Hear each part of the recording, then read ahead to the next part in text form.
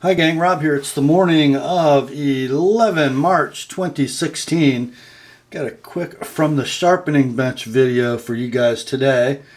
And of course it is pertaining to a Bark River knife. This one is the Bark River Essential. A chunky, hefty, and quite ergonomic small EDC fixed blade from Escanaba, Michigan. This one belongs to one of my many customers named Chris from Fort Worth, Texas. And I wanted to do a quick video on this knife before I sent it home because it has sparked some curiosity in many of us, myself included, because for its size, it's doggone expensive. This one shown is in CPM M4 tool steel, one of my favorites, and the indigo blue C-Tech handle. The Essential does come mostly in a bolstered configuration like you see here, with I believe stainless steel bolsters. And they're held on with, I think, a small Corby bolt. I think you can see them, which is one of my issues with the bolstered Bark Rivers, because you can always see the pins or Corby bolts. They have made Essentials in a non-bolstered version, which I'm kind of on the fence about. I'll explain why. The reason I've been on the fence about the knife in general is because it's so doggone expensive. As you see it in the C-Tech handle, this knife sells for about $280, which is a lot for a knife its size. 2 11/16 inch blade, 3 3/4 inch handle, so about 6 7/16 in total length. This M4 is made of about 137 stock.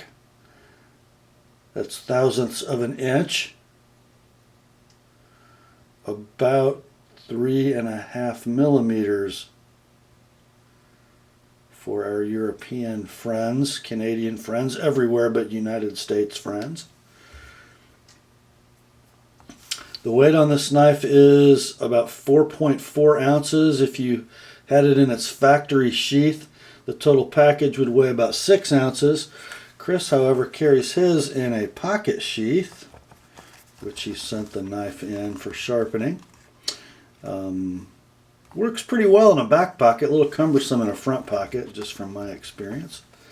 It's going to ship normally in a pouch-style Bark River sheath with a belt loop attached, which also I think works better in a front pocket to carry it that way. But you can carry it on a belt as well. So why so expensive? You can buy a 5-inch Bravo for about the same price.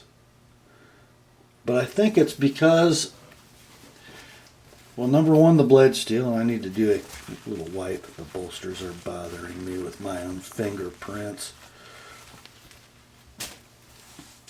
I think really what we're looking at is a knife made of premium materials with premium fit and finish. Just look at the light plane in that C-Tech. And really, this is an heirloom quality knife.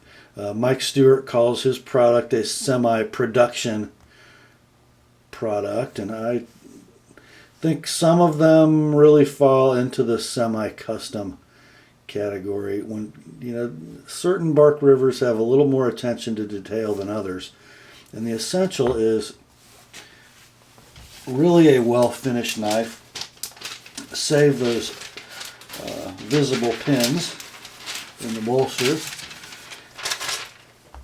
M4 is not a cheap steel to buy. It's not a cheap steel to machine and grind because it takes a lot of work.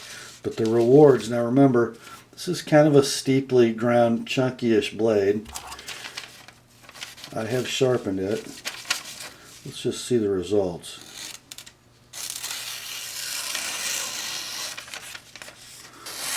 So slippery, it slipped right out of the paper. I was trying to go slow for you guys. Yeah, you could even push cuts. Let's see. Yeah, really, really sharp. I mean, M4, CPM M4 is one of those steels that, although it makes you work for it, man, when you get done, oh, guys,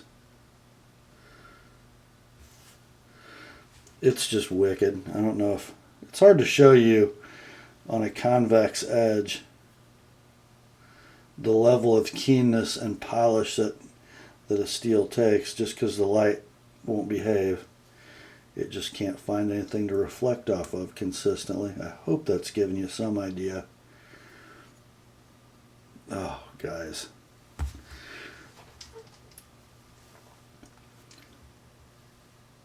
So not only is this knife made of premium materials and of premium fit and finish,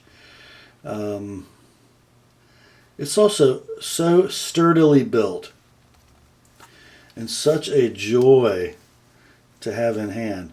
It's actually a 4-finger knife. 3 if you're using an overhand pinch grip, I think. But for a hammer grip, you get all 4 fingers on that 3 3/4 inch handle, and it's just a horse. It's this elegant, strikingly beautiful, super handsome tank of a knife that slices like nobody's business, especially if you get it sharpened properly.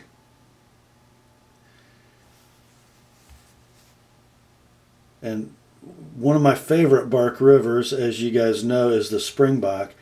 And doesn't it look like a shorter, stubbier, I'm talking about the blade, a shorter, stubbier version of that same pattern? That drop point with the big swedge that makes it sort of emulate a clip in certain lights. With the fuller, the chunky-ish stock, coming to a very fine tip for piercing and fine work. I wondered, you know, I've sharpened a couple of these. This is the first one you guys have seen. And I saw the name of the knife, The Essential, and when I got the first one in for sharpening, I know I looked on the website and I went, are you kidding me? Those things are ridiculously expensive. They are.